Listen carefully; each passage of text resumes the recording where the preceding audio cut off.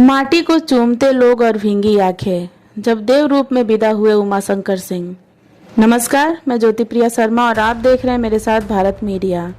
राजनीति में दलीय सीमाएं अक्सर खींच दी जाती हैं, लेकिन कुछ व्यक्तित्व तो वैसे होते हैं जो इन सीमाओं से बहुत ऊपर उठकर लोगों के दिलों में बस जाते हैं।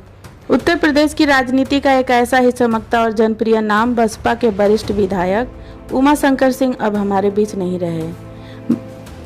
बलिया के शिवरामपुर गंगा घाट पर जब राजकीय सम्मान के साथ उनका अंतिम संस्कार हुआ तो वहां सिर्फ जन सैलाब ही नहीं उमड़ा, बल्कि जन भावनाओं का एक ऐसा ज्वार दिखा जिसे शब्दों में पिरोना मुश्किल है। 55 वर्ष की आयु में ब्रेन कैंसर से लंबी लड़ाई लड़ने के बाद दिल्ली के फोर्टिस अस्पताल में उमाशंकर सिंह ने अंतिम सांस ली। अमेरिका तक उनका इलाज चला। गृह मंत्री अमित शाह से लेकर प्रधानमंत्री कार्यालय पीएमओ तक उनके स्वास्थ्य पर लगातार नजर बनाए हुए थे, लेकिन नियति को कुछ और ही मंजूर था। जब उनका पार्थिव शरीर उनके पैतृक गांव खनवर से होता हुआ शिवरामपुर घाट पहुंचा तो लगभग 100 किलोमीटर की उस अंतिम यात्रा में बारिश के बावजूद लाखों लोग सड़क किनारे घंटों खड़े रहे। लोग उस माटी को चूमते नजर आए जहां से उनकी अंतिम यात्रा गुजरी। उन्हें अंतिम विदाई देने पहुंचे उत्तर प्रदेश सरकार के मंत्री दिनेश प्रताप सिंह, जो रिश्ते में उनके समधी भी हैं। मीडिया से बात करते हुए अपने आंसू रोक न सके और फपक कर रो पड़े। आज उमाशंकर सिंह सचमुच देवता हो गए हैं। बलिया के लोगों ने उन्हें सिर्फ देखा नहीं, दिल से सराहा है। वे रसड़ा के भगवान थे। सेवा का ऐसा प्रतिफल बहुत कम लोगों को नसीब होता है। दुनिया के लोगों ने क्या देखा पता नहीं, लेकिन बलिया के लोगों ने आज बहुत अच्छे से देखा, उनकी सेवाओं को सराहा भी। जैसा आप कहते हो, लाखों लोगों ने जिधर से यात्रा निकली उस माटी को चूमते हुए नजर आए।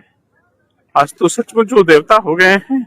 न रहने के बाद हमारी संस्कृति और सभ्यता में यही कहा जाता है कि जो व्यक्ति इस तरह से गोलोक चला जाता है वो देव हो जाता है। आज तो सबके लिए देव हैं, लेकिन इसमें कोई दुराय नहीं है कि विनम्रता से की गई समाज में सेवा, इसका प्रतिफल कम लोगों को मिलता है, जो आज मिलते हुए देखा। 100 किलोमीटर की यात्रा में लाखों लोग सड़कों पर बारिश में आंखें भिगो करके उनको श्रद्धा सुमन अर्पित कर रहे थे। 4-4 घंटे से लोग सड़क के किनारे खड़े हुए थे। ये उनकी पूजी थी। ईश्वर उनको अपने चरणों में स्थान दे और उमाशंकर जी के परिवार को, शुभचिंतकों को इतनी शक्ति दे कि वो इस गम को भुला सकें, सह सकें और उमाशंकर जी के अधूरे सपनों को पूरा कर सकें। दर्द भरा पोस्ट भी किया है, काफी दर्द उसमें चेहरे पे भी आपको दिख रहा है, और उस आपके जो उसमें भी आपको दर्द जो दिख रहा है पोस्ट में। आपकी भाषा में उससे दर्द आप कह सकते हो। किसी भी व्यक्ति के भाव, हम हैं, आप हैं, आपके मन में भी भाव कुछ होंगे, हमारे मन में भी कुछ भाव होंगे। तो जो आज के परिवेश में भाव को व्यक्त करने की परंपरा है, उसका हमने शायद अनुपालन किया होगा। मन में जो भाव थे वो समाज तक पहुंचे, हमने उनके प्रति श्रद्धांजलि अर्पित की और बलिया के लाखों लाख लोगों का धन्यवाद दिया, जो उनके प्रति सब लोग इस रूप में कृतज्ञता ज्ञापित करने के लिए उमड़े। इसके लिए मैंने उनको सबके प्रति धन्यवाद दिया और वो लोकवासी उमाशंकर जी को अलविदा कहा। आज उनके बेटे की काफी कम उम्र है, गार्जियन के तौर पर आज आप ही है, तो कहीं ना कहीं आपकी जिम्मेदारी भी काफी बढ़ गई है। ये कहना अनुचित है। उनका भरा पूरा परिवार है। 105 साल के पिताजी हैं।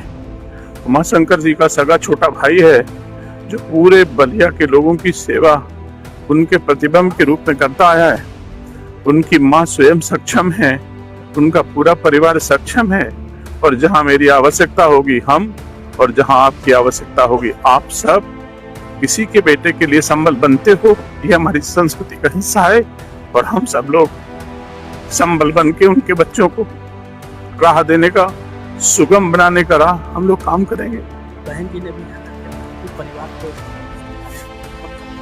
बड़ा बयान भी किया, पूरे परिवार के साथ खुद खड़ी और आजीवन खड़ी रही जहाँ जरूरत पड़े।